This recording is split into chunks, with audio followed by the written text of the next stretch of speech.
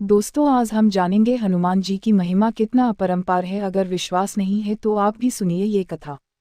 मंगलवार व्रत कथा। एक समय की बात है, एक ब्राह्मण दंपत्ति की कोई संतान नहीं थी, जिस कारण वह बेहद दुखी थे। एक समय ब्राह्मण वन में हनुमान जी की पूजा के लिए गया। वहां उसने पूजा के साथ महावीर जी से एक पुत्र की कामना की।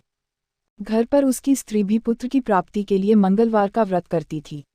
वह मंगलवार के दिन व्रत के अंत में हनुमान जी को भोग लगाकर ही भोजन करती थी। एक बार व्रत के दिन ब्राह्मणी ना भोजन बना पाए और न ही हनुमान जी को भोग लगा सकी। उसने प्रण किया कि वह अगले मंगलवार को हनुमान जी को भोग लगाकर ही भोजन करेगी। वह भूखी प्यासी 6 दिन तक पड़ी रही। मंगलवार के दिन वह बेहोश हो गई। हनुमान जी उसकी निष्ठा और लगन को देखकर प्रसन्न हुए। उन्होंने आशीर्वाद स्वरूप ब्राह्मणी को एक पुत्र दिया और कहा कि यह तुम्हारी बहुत सेवा करेगा। बालक को पाकर ब्राह्मणी अति प्रसन्न हुई।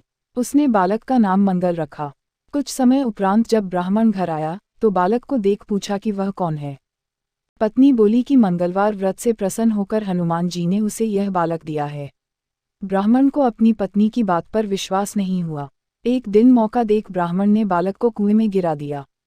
घर पर लौटने पर ब्राह्मणी ने पूछा कि मंगल कहाँ है। तभी पीछे से मंगल मुस्कुरा कर आ गया।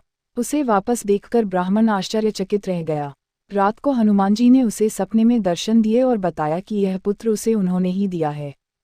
ब्राह्मण सत्य जानकर बहुत खुश हुआ। इसके बाद ब्राह्मण दंपत्ति प्रत्येक मंगलवार को व्रत रखने लगे। जो मनुष्य मंगलवार व्रत कथा को पढ़ता या सुनता है और नियम से व्रत रखता है, उसे हनुमान जी की कृपा से सब कष्ट दूर होकर सर्व सुख प्राप्त होता है और हनुमान जी की दया के पात्र बनते हैं। श्री हनुमंत लाल की पूजा आराधना में हनुमान चालीसा, बजरंग बाण और संकट मोचन अष्टक का पाठ बहुत ही प्रमुख माने जाते हैं।